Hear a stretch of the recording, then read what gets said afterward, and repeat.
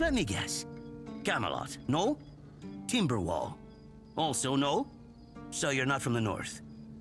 Ah, of course. You must be from Connacht. I should have guessed right away. So, who's in charge there now?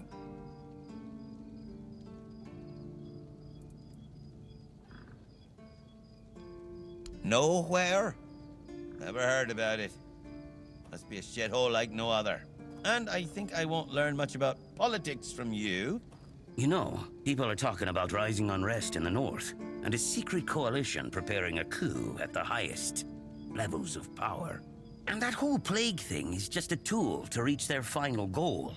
The Red Priests are also trying to get something out of it. And to be honest, it's not gone too bad for them. The Druids are out of the picture already. Well, sure. They want to establish a new order on our island. And it's not clear who's involved in the whole mess. Maybe. Maybe our captain is even involved. Hell knows. They have their people everywhere. Damn it, you could be one of them too. Although when I look at you, I don't think so. You have such a stupid face. With all due respect, of course.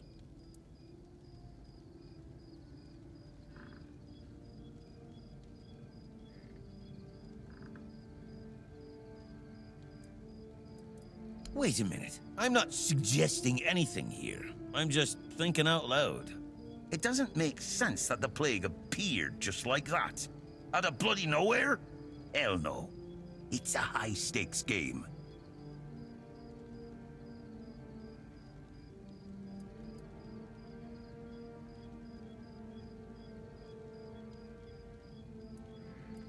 Power over us, of course. Over our bodies and souls. Over Avalon. Over the whole damn course of history.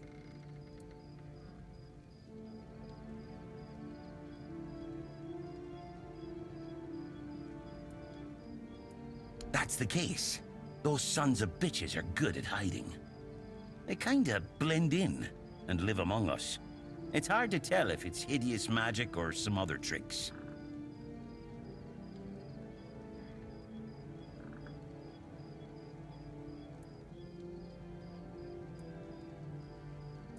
You see? It takes one to know one. And that means we're just pawns. Folks like us won't change anything. But we have to talk out loud. It suits them when everyone keeps their mouth shut. You know, I've been thinking lately. What if King Arthur is just a stupid fairy tale? What if the nobles and others involved in the whole conspiracy just made him up? And us peasants eventually just started to believe in it. You know, one story for everyone. They drilled it into our heads, and drilled until it finally stuck.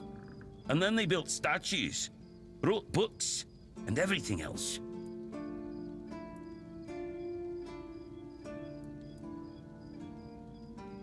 You finally get it. It's just a pity that there are so few like us. Well, we just have to keep going, eh?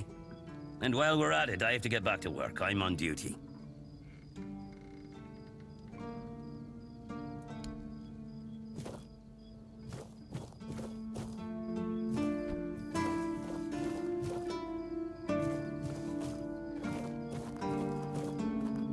Please, state your business. Again? You really like killing, don't you? Do you shoot them with arrows from afar, or do you prefer to get right up close and watch the light fade from their eyes? I have so many questions, but for now, here's your reward. Go, the hunter waits. Do you keep bandits' fingers as trophies? I would.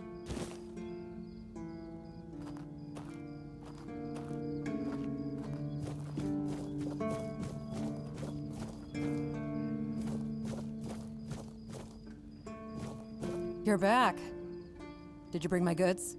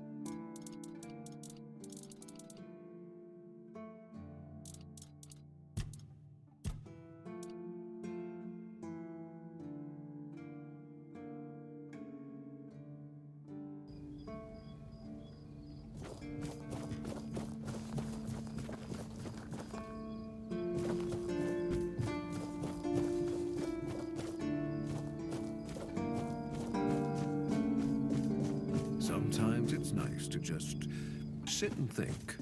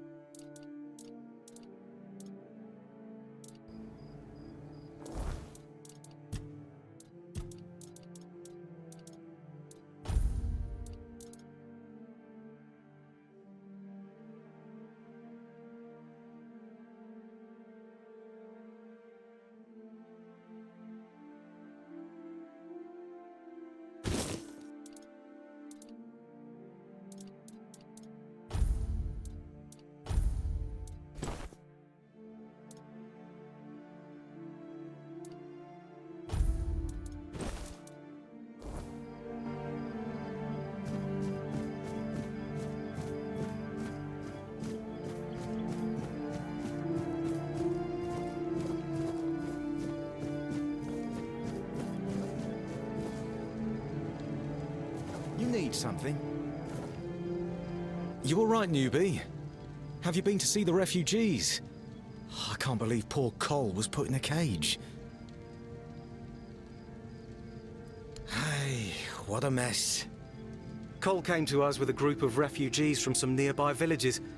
They were looking for shelter from, well, everything that's been happening here. Bandits, the weirdness, the Del Reader, hunger. I was happy Fergus let them in and allowed them to stay. You'll meet them in the village. They live in the buildings up high. Not long ago, though, Cole started acting very strange, erratic, sometimes even aggressive. One of our keepers, old Mahon, tried to calm him down. He might have used too much force, and Cole felt compelled to defend himself. He bit old Mahon. And since then, the old fool has been lying in the infirmary. Frankly, I think Mahon brought it on himself. They shouldn't have put that poor man in a cage. Wait, if you ever meet Patrice, please give her those flowers. I know it's not much, but I'd like her to know she's not alone. I support her and the other refugees. And I'm sure there are more of us who do.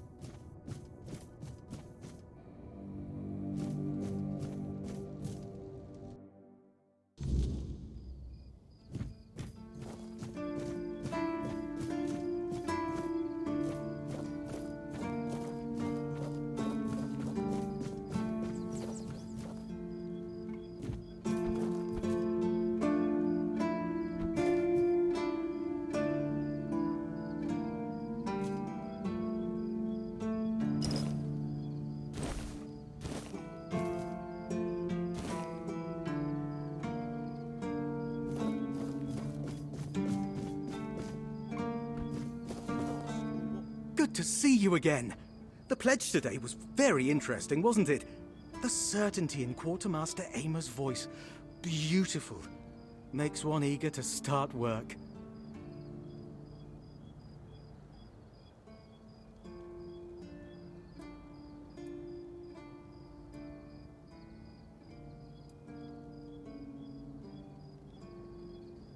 So, what do you need this time? The pass again? Are we planning a trip to the Stale Lamb? Hey, not this time, my friend. I've run out of ink. I'm waiting for a delivery. Steward Orla will let me know when more arrives. In the meantime, I need to ask you for a favor.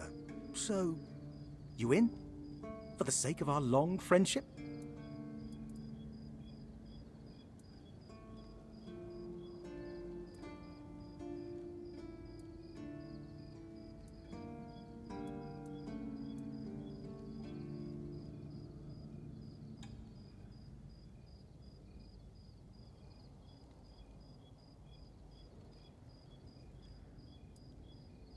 Orla. I'm sure I'm not mistaken. Anyway, about that favor I asked of you. I guess you still haven't sobered up, huh? The Stale Lamb. You know, the tavern in the village below the keep. It's run by Ron. Truly a great place. I hope they're not planning to close it down. Oh, they wouldn't do that, right?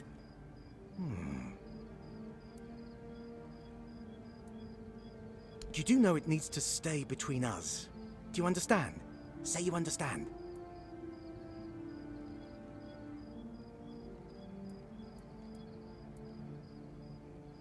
Fantastic. So, here's the thing. On a recent night out at Ron's, it seems I may have left some sensitive documents at the bar. Documents, with Captain Fergus' seal. But not necessarily sealed by him. You know what I mean. I can't really go there right now.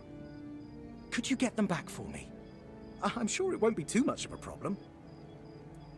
Splendid! When you have the documents, meet me at the third crowing of the rooster. Or just find me. I'll be around. Stay out of my way.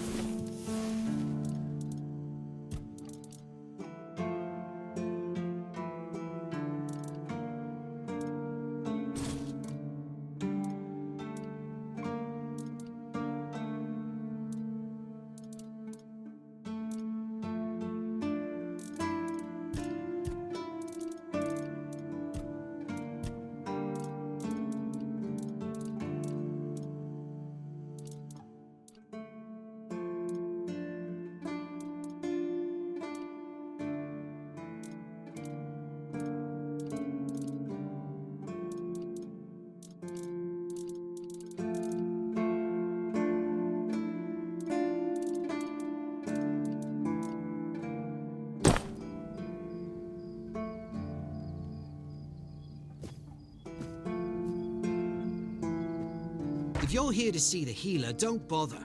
He's a quack and a butcher who likes to watch people suffer. I came to him with a toothache, asked him to make me something for the pain, and you know what he did? He said my tooth is rotten, and then sent me to Osbrit to get it pulled out.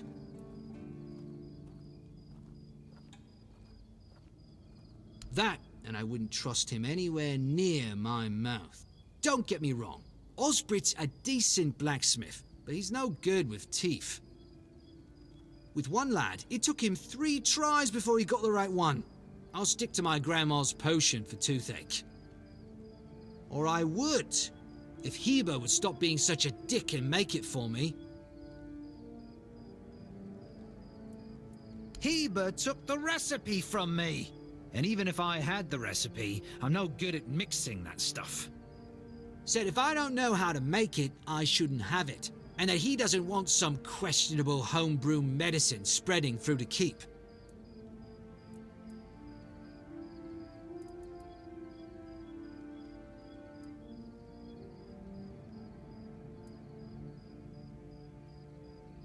He says it's no good. Says that if I don't get the tooth pulled out, it'll keep hurting. I told him that's why I need the remedy, to make it stop hurting. But it's like talking to a brick wall. Oh yeah? And then what? Another and then another? Give it a few years and I'd be left with no teeth at all.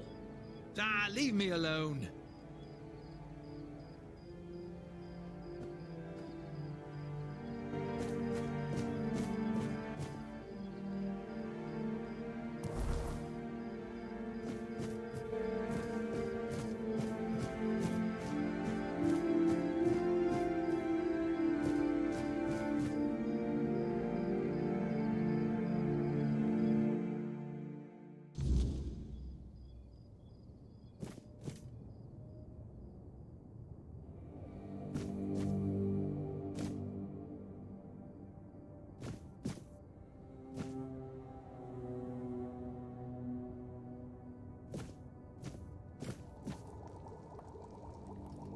Oh, sorry. Do I know you? I'm terrible with faces. Either way, glad to make your acquaintance.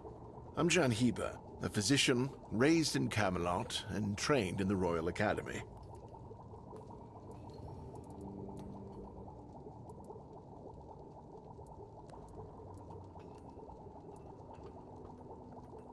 Healing diseases, sometimes cutting people open. Oh, and pulling out teeth seems to be a leading cause of concern for everyone around here. Me pulling teeth in the arse end of the world? My friends back in Camelot would laugh their brains out.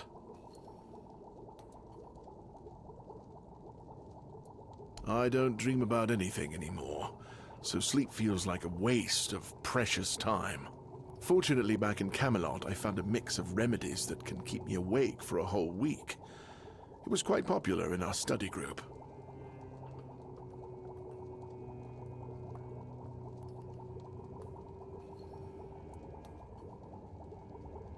Oh no, every physician needs his secrets.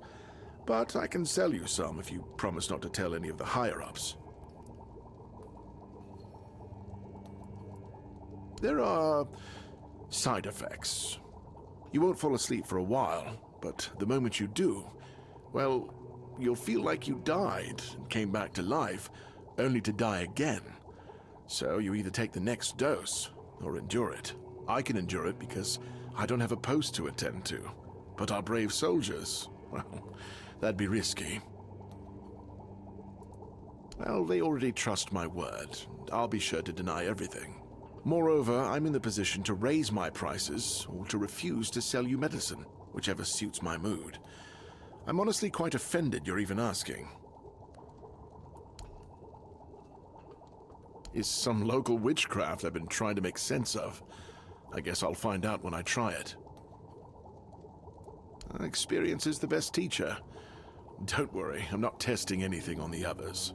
Graham the Mad, a great Camelotian physician, used to say that a real doctor would never give his patient something he hadn't tried on himself first. A wise approach, which I follow myself.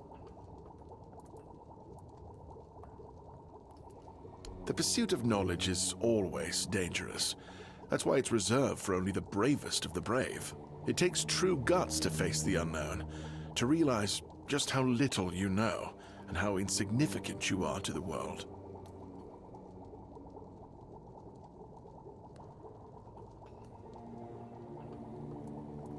What irony? Oh, that was unexpected. Here, take it. What will happen, I have no idea, but please tell me, if you live to find out. I was classically trained in the proper art of medicine by the scholars of Camelot. The things they do here, they make no sense at all. Most of this stuff shouldn't even be effective, yet it seems to work wonders on these simple-minded, tough-bodied people here in the south. Shipments from Camelot are late, so I'm running low on supplies. If I'm not able to treat them, they'll start complaining. And Fergus doesn't like when people complain, especially when it comes to their health. He truly cares about them, I've got to admit. He doesn't care much about anyone else, though.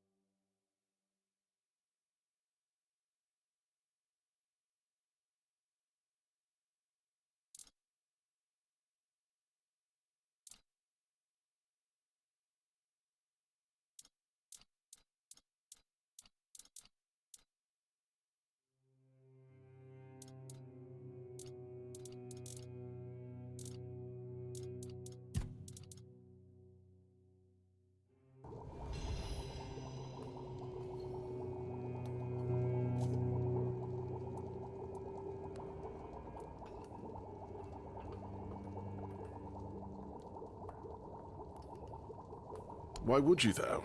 Don't you have better things to do? Aha, got it. So you're up for work not out of the goodness of your heart, but for your own selfish plans.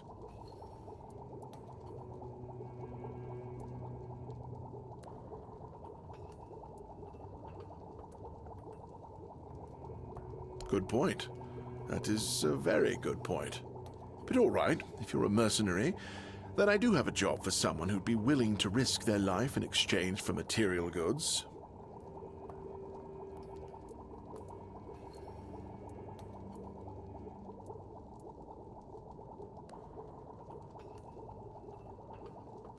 Back at the Academy, I found an ancient scroll written by the Druids. Forbidden knowledge, especially now, after the mob forced them all into a wicker man and burned every last one of them to ash. I finally deciphered it a little while ago. It describes a ritual that needs to be performed at night within a stone circle. And guess what? There's one in the nearby forest. I guess you already know what I need you to do, hmm?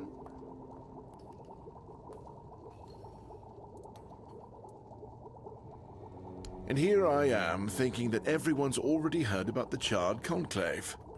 Well, it wasn't the proudest moment in our history, that's for sure. You truly don't know. At some point, the villagers all around the island decided that the Druids were responsible for the Red Death, and all other ailments of our times. They rounded them all up in a massive wicker man north of the Forlorn Swords, and burned them all to ashes. Hundreds of years of knowledge gone within the blink of an eye. But, well, that's what's bound to happen when you stop paying for people's education and invest in keeping the elites fed instead.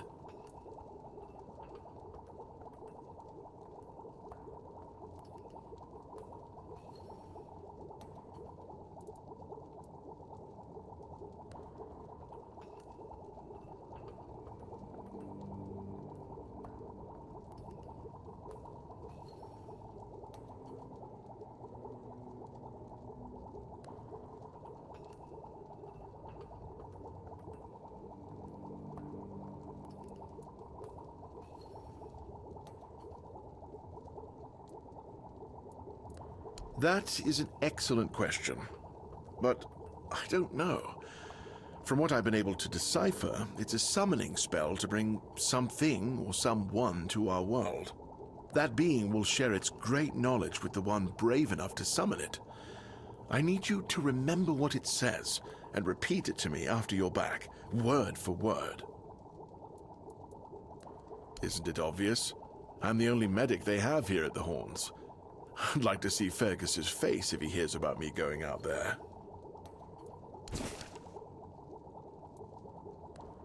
In Camelot, maybe, but this far south? Nobody cares. I've spent my entire life digging through scrolls and books in pursuit of their knowledge. I've been reading about their rites and the descriptions of their rituals. Look, I'm sure they were onto something. They knew much more than we do, but it feels like there's a veil wrapped tightly around that knowledge. It's like I need to find the right spell, the right ritual, something that will unwrap it for me.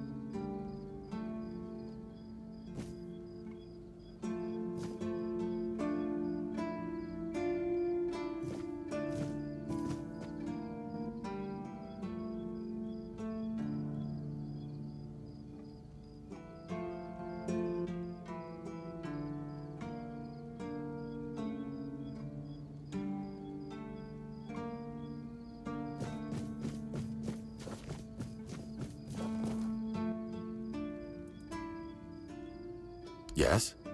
Did you find out what's been happening out there? Why not? Don't tell me you're afraid of ghosts. Just don't annoy them and you'll be fine.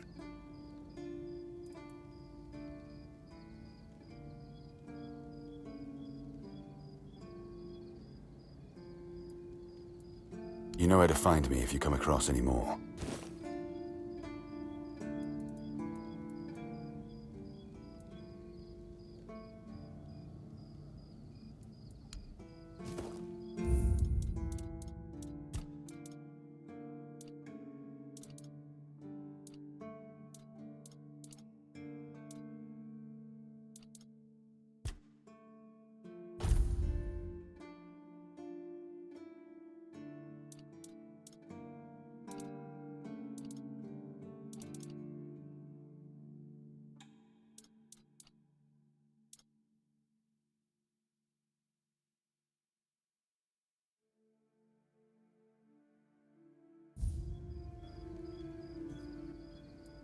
Excalibur. You want to pull it out? That's a good one. Well, be my guest. If you think you can, go ahead. But unless you're King Arthur reborn, I wouldn't count on it.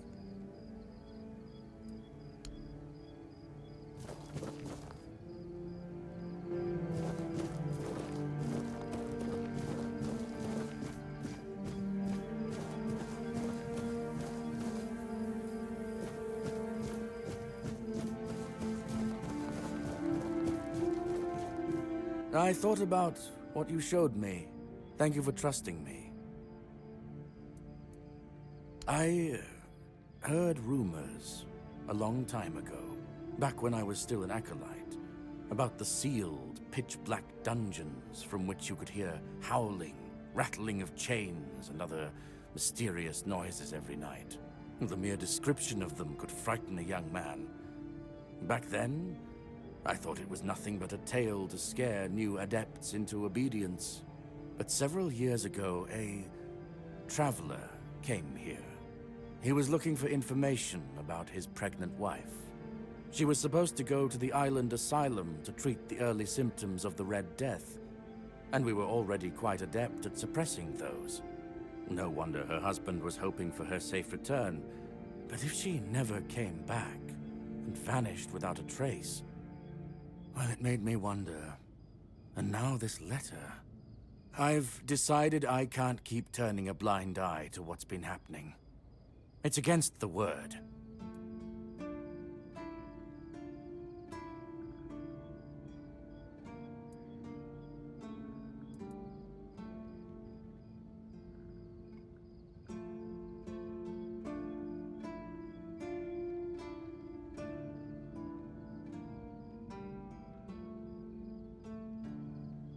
That's very bad. More evidence that both you and the letter are telling the truth. Her husband is probably around 50 years old now. He came from Quanacht. So if you ever meet him, please pass this information on to him. And assure him that old Regan from the Horns of the South offers any support he may need. Ah, yes. I wrote to the Prior to send another acolyte in my place. I told them I wanted to end my service and retire. But, well, in truth, I'll go to the Prior with the letter you gave me. It's time to honor the memory of Father Leon and bring this matter to an end. To do justice to all those suffering in torment in the island asylum. In the meantime, I am still at your service, my child. What can I do for you today? Certainly. Kai's blessings know no bounds, but sometimes it's useful to seal them in a handy flask.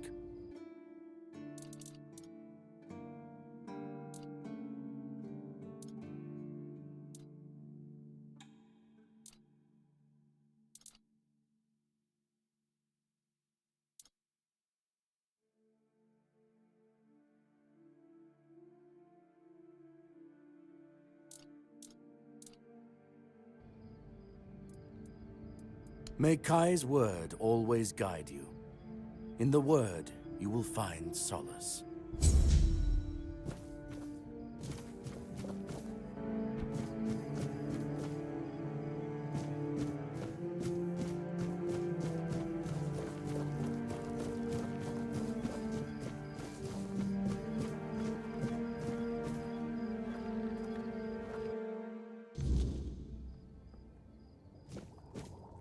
Blessings upon you. Certainly. May Kai's word...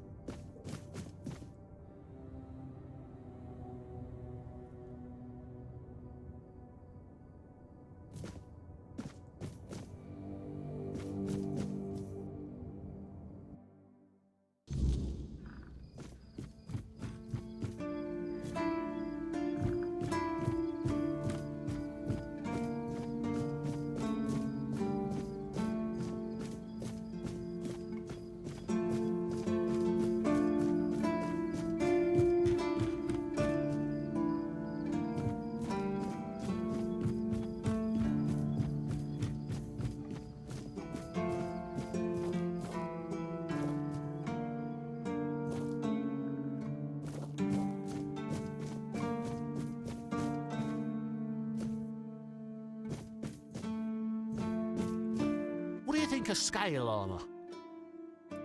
Scale armor. What do you think of it? The ones all the keepers wear.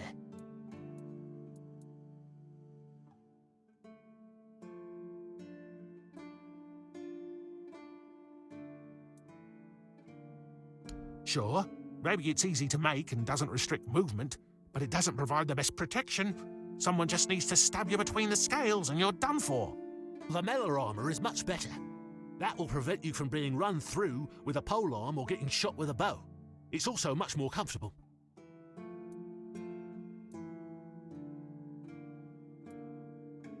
Oh, of course. I mean, I've never made one. I'm not an armorer. But I've read so much about it that I'm sure it won't be a problem. Here's the page from the Armorer's Almanac that explains the process. I read a lot about it. In Volume 4 of the Armorer's Almanac, Arden Shadowblade describes the differences between various types of armor. For example, chainmail allows for a good range of movement, but it's heavy. It also provides poor protection against blunt weapons, and its production is laborious.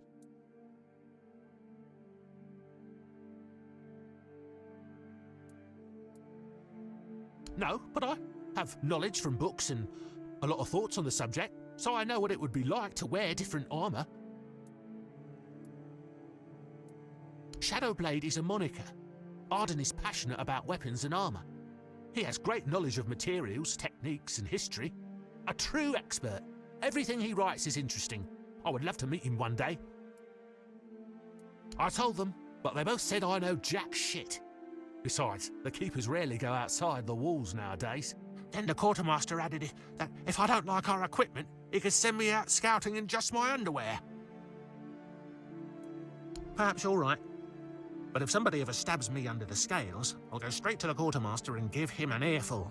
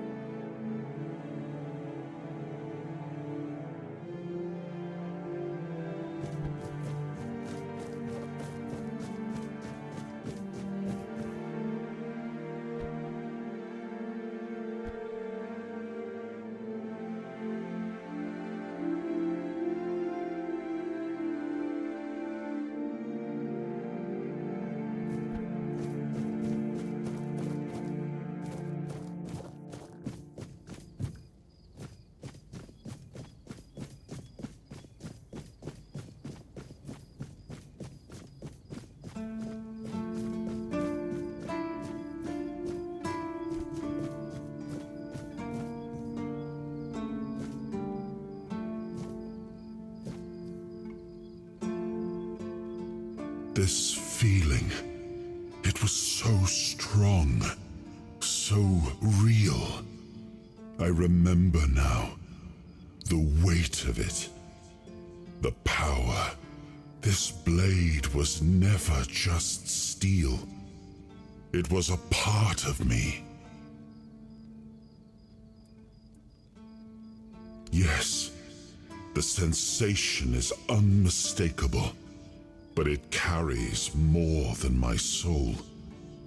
It carries a part of my legacy. A sword like that, it doesn't yield easily. It demands strength of body and of will. You'll need to grow stronger before it will choose you.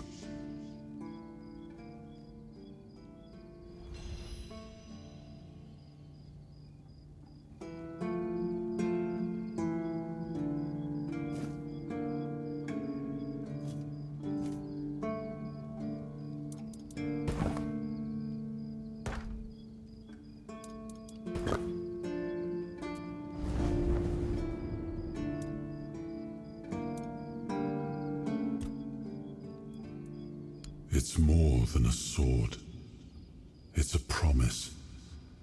A blade that stands for unity, for strength, and for hope. It wasn't just mine. It belonged to Avalon. Every swing, every battle was fought for the land and its people.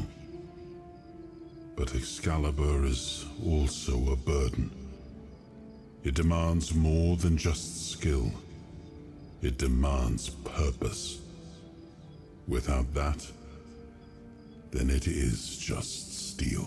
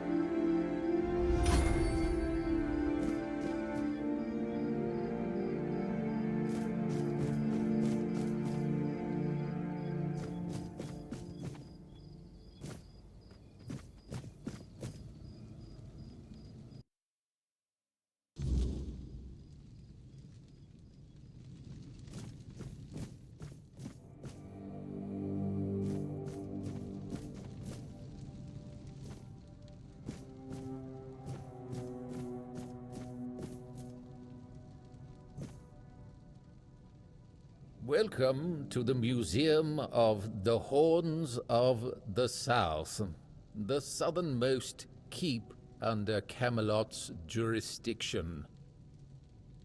My name is Ridderick, and I will be happy to introduce you to the rich history of this fascinating place. A history that began 623 years ago with the first keeper, Sewell Firstfoot. I'd also like to bring your attention to our numerous exhibits that are, as I like to say, inanimate witnesses of the history of the Horns of the South.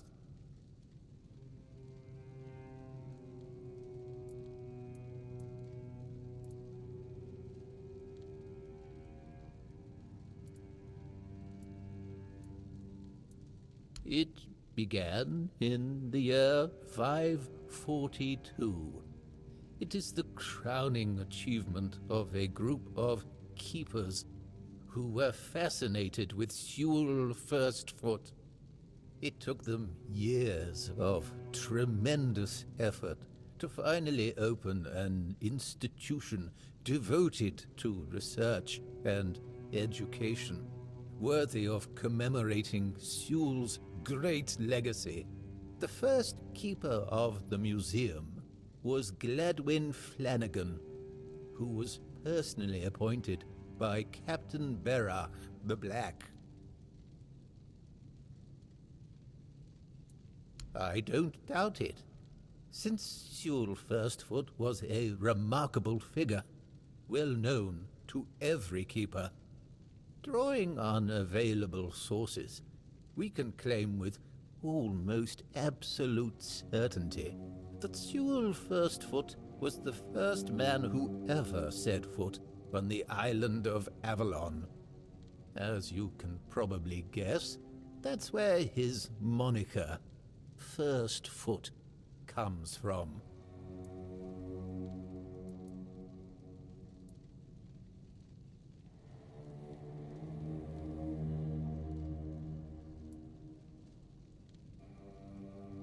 Oh, of course. Sewell was an outstanding commander whose strategic mind, bravery, and charisma contributed to our capture of the South from the Four Dwellers. He was also the founder of the Horns of the South, so I can say with absolute conviction that if it were not for Sewell Firstfoot, we wouldn't even be standing here having this conversation.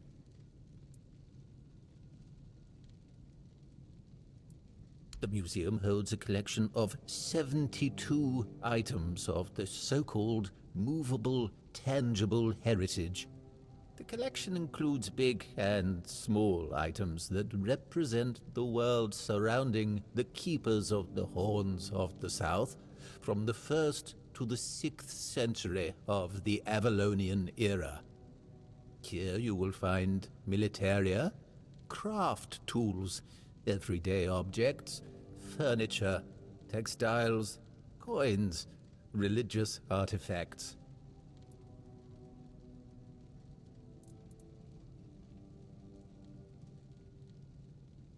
I'd say all exhibits are worthy of your attention, but I could point you to the ones I personally think to be the most notable, or subjectively, of course, the most interesting. Those would be the items that used to belong to Sewell Firstfoot. We have his signal horn, and also his boots. Those boots were the first to touch Avalonian soil.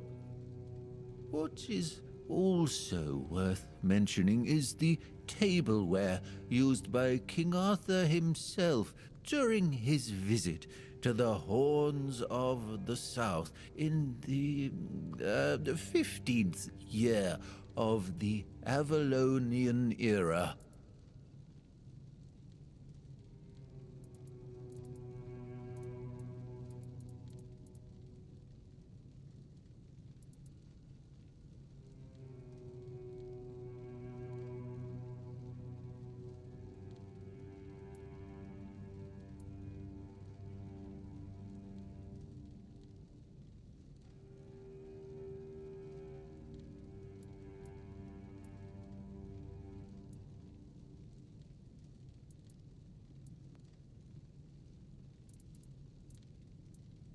Yes, remarkable, isn't it? You can find them in the central display. Sewell's boots were sewn from 3 pieces of tanned calfskin, tied at the top with a leather strap. The seam goes through the middle of the instep, which is decorated with ornamental embroidery. On the outer side of each shoe, you can find a decorative brass buckle with the motif of the Camelotian bear. It is notable that even after 600 years, they are still excellently preserved, which is unusual considering the high humidity in this area.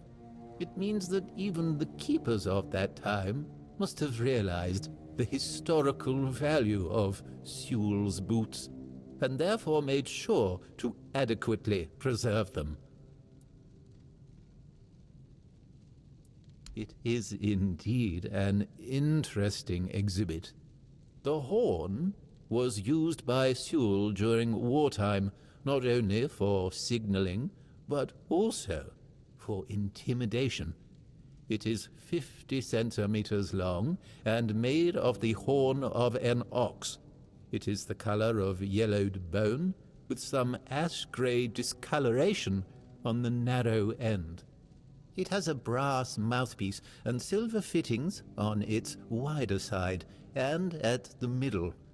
The shape of the fittings suggests that the horn was hanging on a leather strap, which unfortunately has not survived to this day.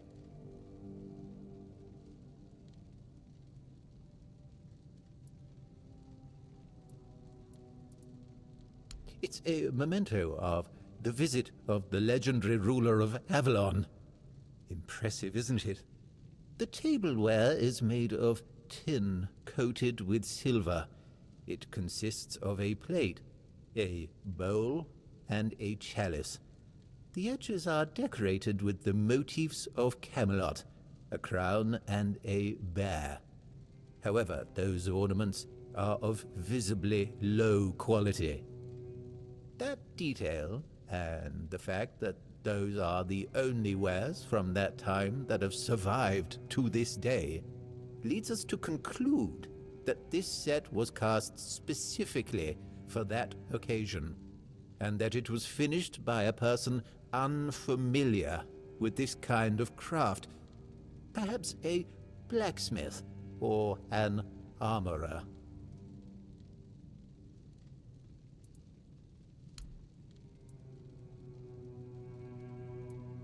Really? Do you mean it? Thank you. That's really nice to hear. I'm not used to positive feedback. Usually people only come here when they've had too much to drink and decided that it'd be fun to come over and start mocking me, or touching the exhibits with their greasy fingers. The last person who seemed to actually be interested in the museum was Lady Elaine. We talked a bit about Captain Lex and the trip that ended tragically in the year 513. It was described in The Last Voyage of the Andraste. An interesting read, although I'd say it should be classified as fiction. Lady Elaine thought differently. Apparently she's looking for the wreck of the Andraste.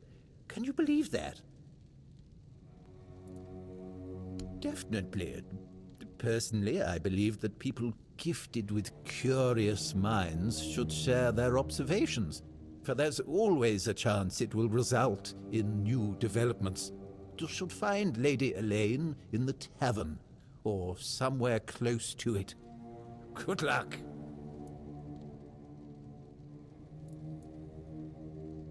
I have to admit that local fauna is not one of my main areas of interest, but I do know the answer to this question, as it is rooted in the history of the Horns of the South. It used to be the case that a significant part of the daily catch was gobbled up by our troublesome coastal neighbors. So the keepers of that time found a very peculiar way to deal with the problem. Some of them, called the seagullers, scared off the coastal birds using specially constructed masks. They made them from feathers and pieces of tanned pigskin sewn together. The reason the gulls avoided these masks is unclear, but perhaps their peculiar shape reminded them of a natural predator?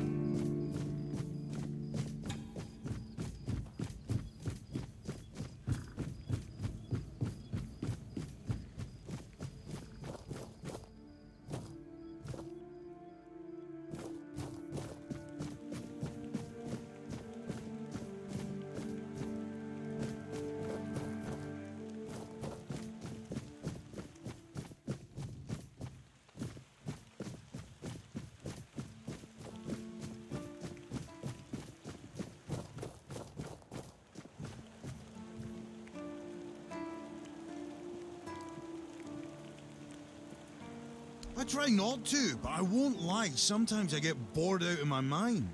That's the thing about this place. One day, you're patrolling outside the walls, where everything's trying to kill you. You have to stay sharp, keep your eyes open. One slip and you're dead. Then, the next day, they stick you on the walls and nothing happens. It drives me crazy. Like what? Crocheting? No, thanks. I tried. I don't have the patience. At least drinking and gambling with the old guard gives me a bit of a thrill. You can't get too comfortable, you know? One moment you let your guard down, and the next a red cap's cutting you to ribbons.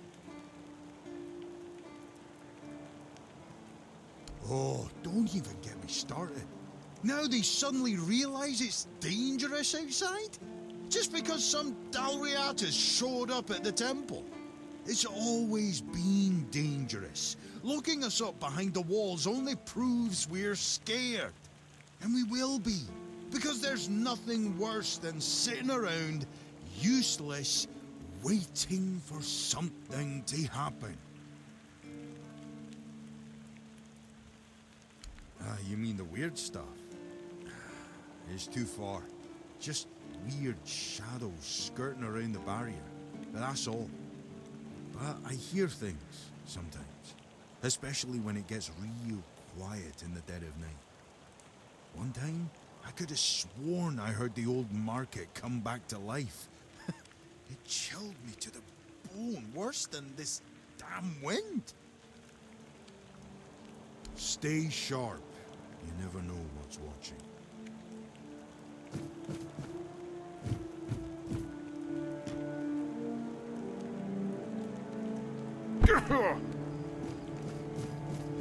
Hope nothing bad happens today.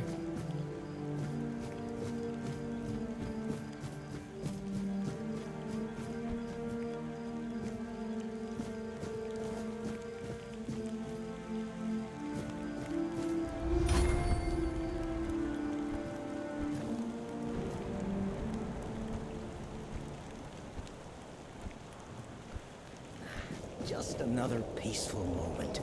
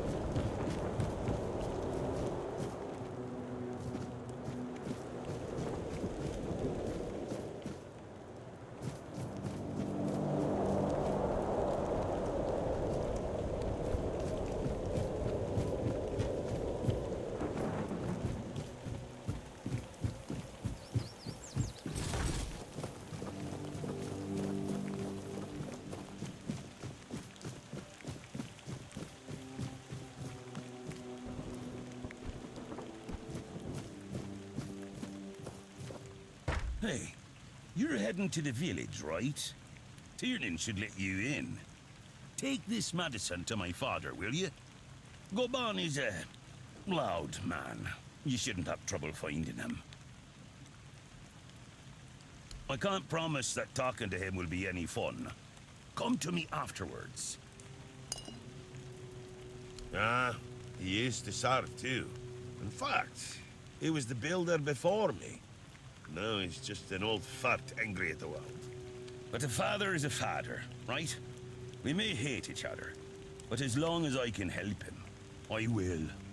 Hence, the medicine. If Haber doesn't know, then I don't either. So we keep trying. Because he received orders not to let any keeper through without a pass, and I don't have one. I've already used mine. Guess what I used it on? That's right, bringing medicine to my father. When that Egypt gets an order, he's like a priest who stumbled into an orgy. He's got a stick up his ass.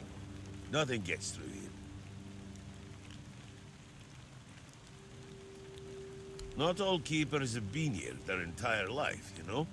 He got me before he joined the Hordes. Serves me right for wanting to find him, stupid son of a bitch. If only I knew what it would entail.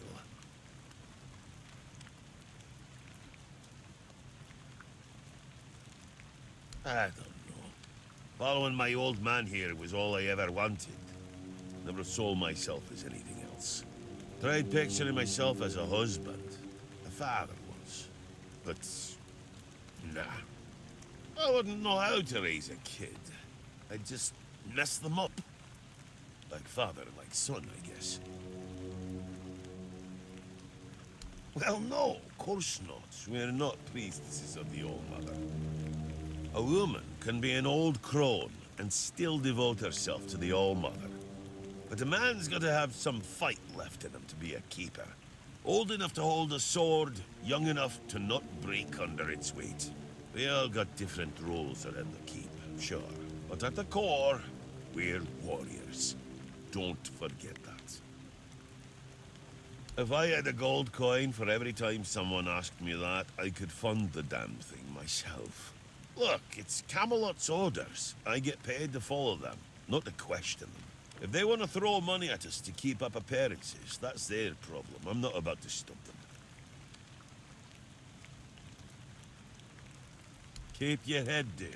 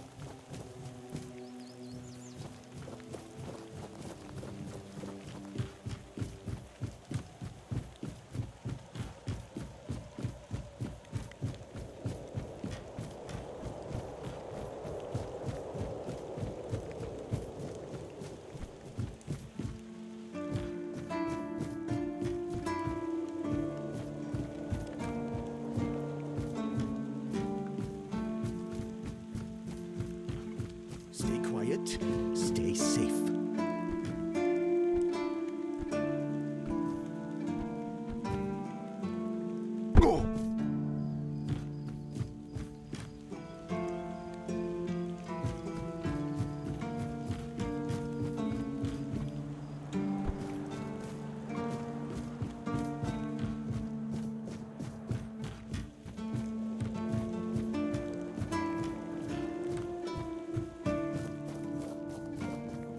Just stay put. Everything will be just fine. There you are, finally. Do you have what I need? A mask? Eh? Are you sure? Ah, whatever, sod it.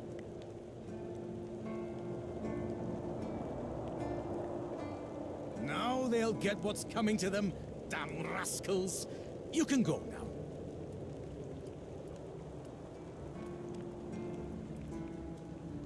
You're right. Here, take this. But don't think, even for a moment, that the struggle is over. We need more, much more, to finally rid ourselves of those blasted birds once and for all. Are you ready for the next step in our fight against the flying, shitting enemy?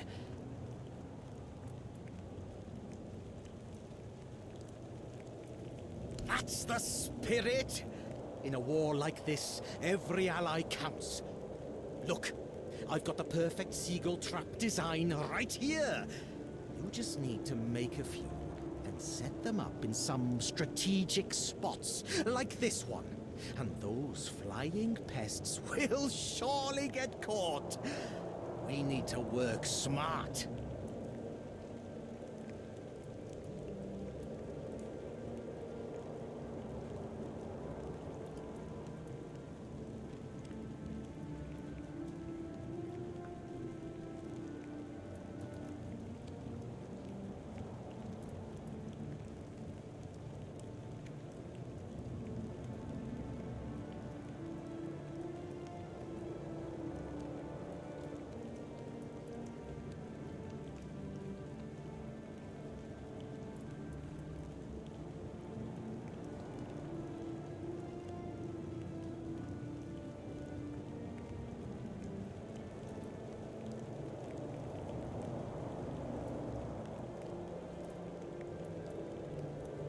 And I appreciate that.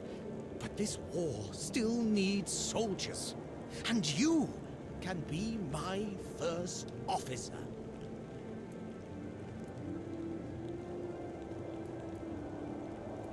Go on then, and fight against the flying vermin.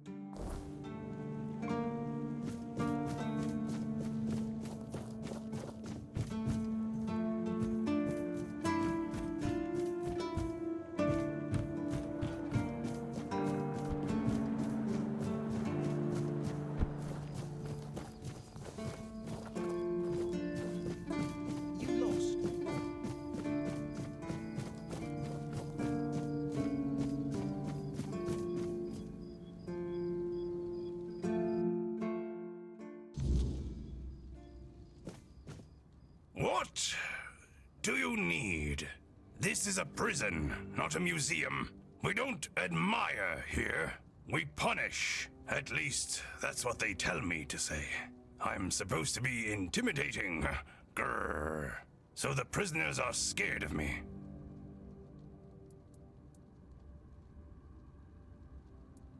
Because I am. I asked for this post. Just to get some peace, quiet, and warmth. No useless small talk.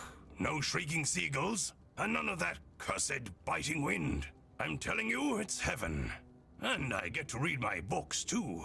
So if you've got anything interesting, I'd be glad to trade.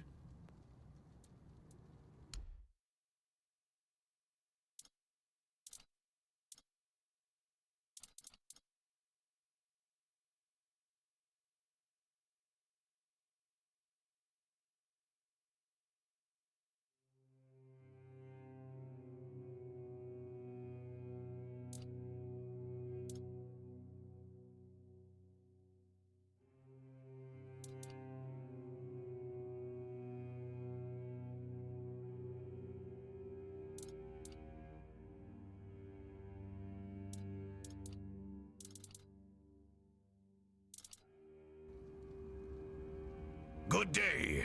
Here to stir things up already, are we? Usually, it's nothing but interesting folks. I'm telling you, in these crazy times, every one of them comes in with some wild tale. But right now, quiet as can be. Good thing I've got my books. All my adventures are in there these days. Off you go, then!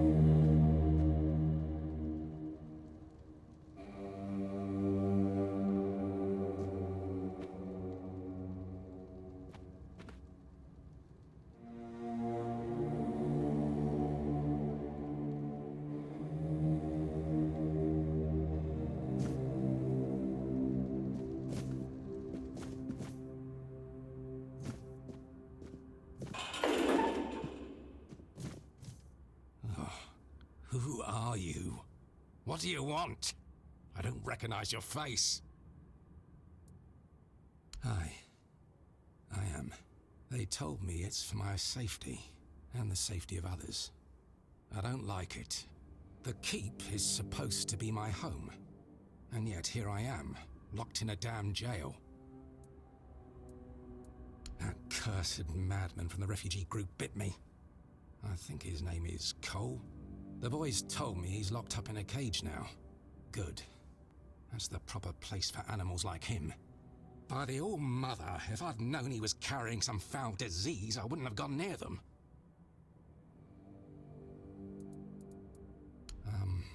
He's just mad. I told the others the group of refugees would bring no good here. And as you can see, I wasn't wrong. Cursed bastards. Damned if I know. Whenever I've had a fever or cold before, I could always explain it. But this, I can't find the words. Sometimes it feels like I'm fading away. Like the part of me that makes me who I am is disappearing. I don't know how to describe it. And there's a voice at times. It calls to me. Each night it draws nearer.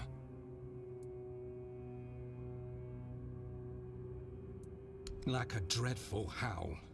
Not at all human, that's for sure. At times, I hear our words within it.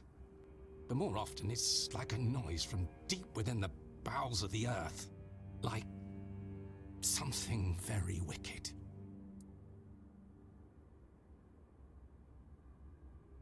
The medic and that red priest both came to see me. Both shrugged, offering no cure. Heber says I should wait. But if you've got anything stronger to drink, I wouldn't say no. It might ease the pain, even just for a little.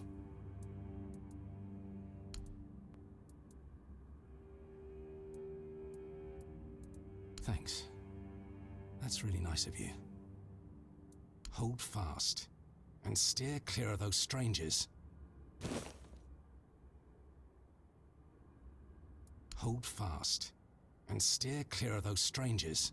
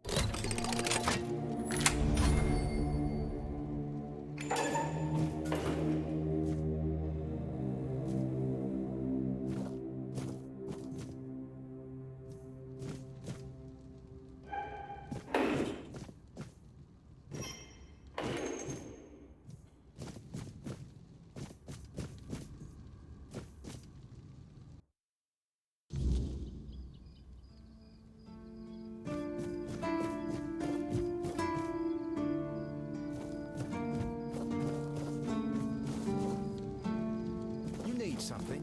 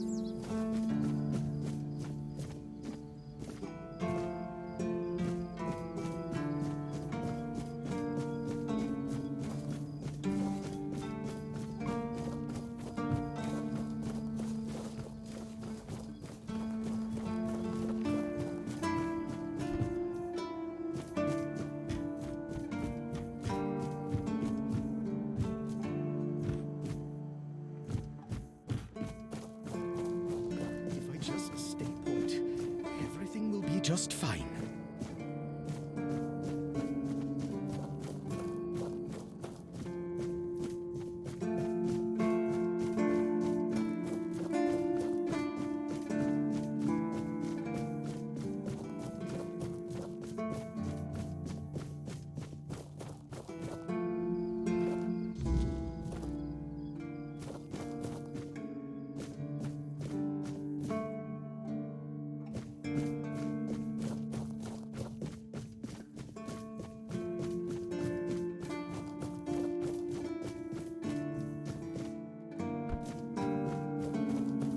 I should stay out of trouble.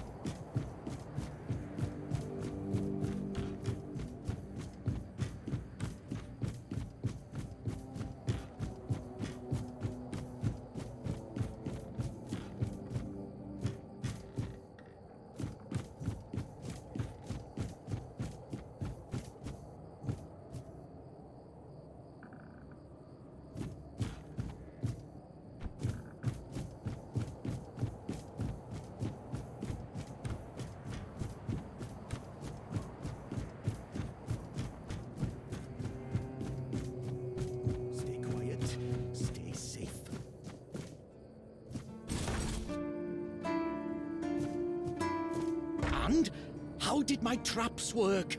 Quite the technological marvels, aren't they?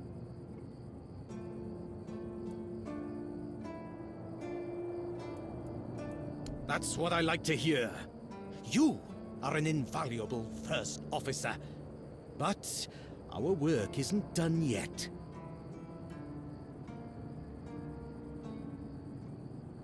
We need to solve the seagull problem on Avalon once and for all. You'll search for their nests and destroy them without mercy. Burn the nests, shoot the parents. It's the only way to eradicate the evil for good.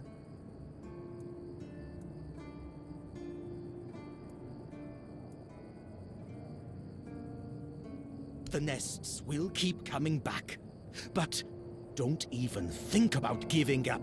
Only consistency will save us.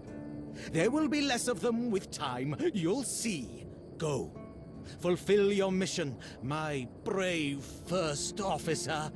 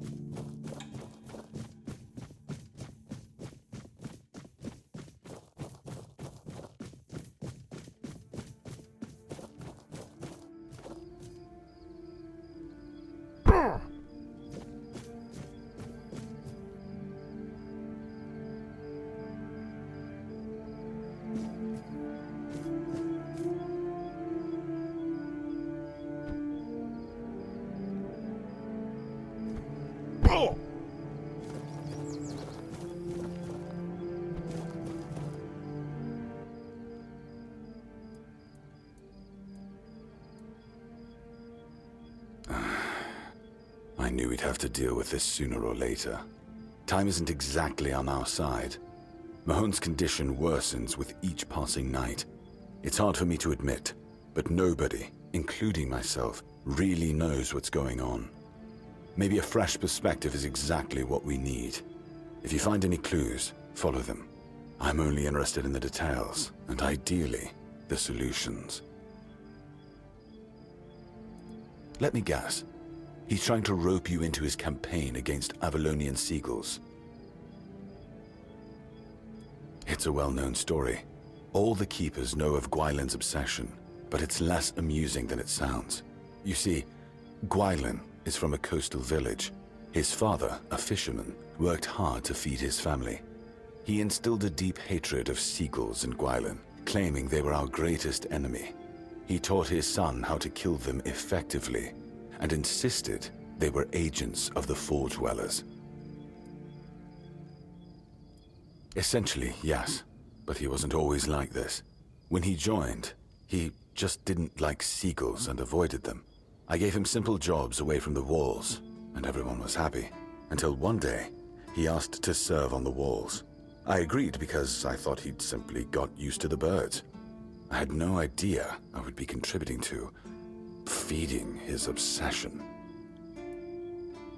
I spoke to him. Between his rants, I heard a confession I didn't expect. When Gwylin was only 7 years old, he saw a flock of seagulls attack his father and pluck his eyes out. Is it true? Or the ramblings of a madman? It's not for me to decide. Don't get me wrong. Gwylin is harmless, and he's a good soldier. But he can't be helped.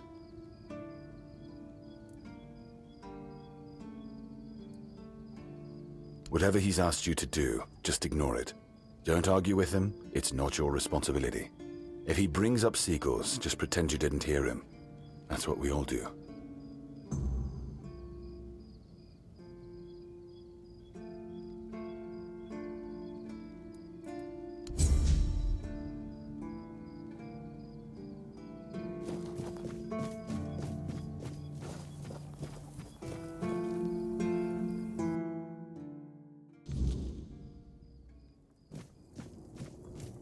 You! Ah, shit. Another mouth to feed. Tear gas must have been off his rocker if he thinks I can feed everyone with the little he gives me. I'm serious. If we don't open the keep soon, we'll have to start eating rats. Not that I can't cook them in a way that makes you think it's chicken. It's a good thing you didn't start with calm down, or I'd have shoved my cleaver up your arse. Yeah, I'm pissed off. Because our gracious sovereigns recently decided to let in a bunch of refugees from the villages. They say they're running from the weirdness, but who knows, really? So now I had even more hungry mouths to feed. And since the captain ordered the letdown of our keep, the supplies are dwindling a lot faster than I'd like. Of course, I can make you 1,000 different dishes based on fish and crowds. But come on, even the keepers need some variety in their lives.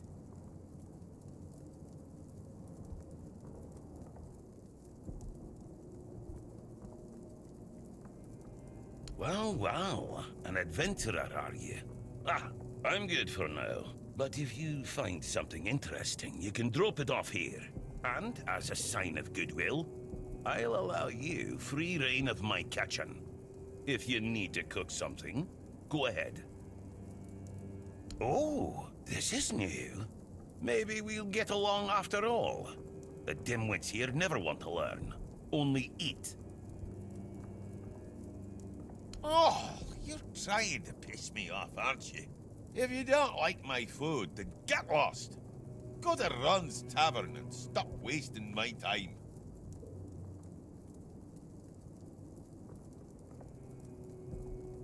In the fishing village. That's where the guards retire to sit on their asses and fart. Or sit, fart, and drink themselves into a stupor. Hell no.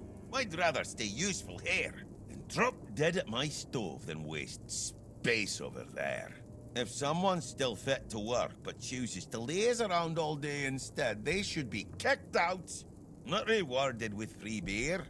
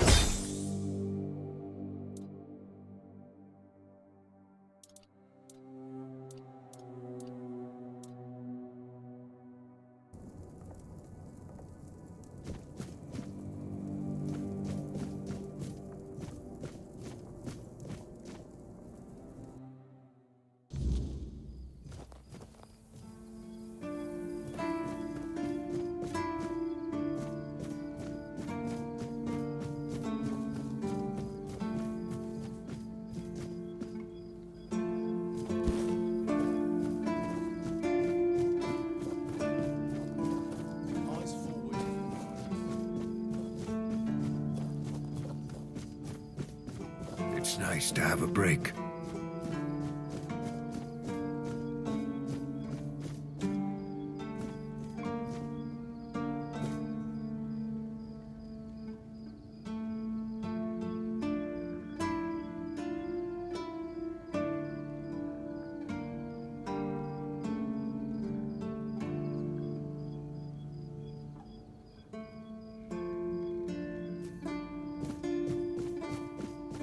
Always good to have a little rest.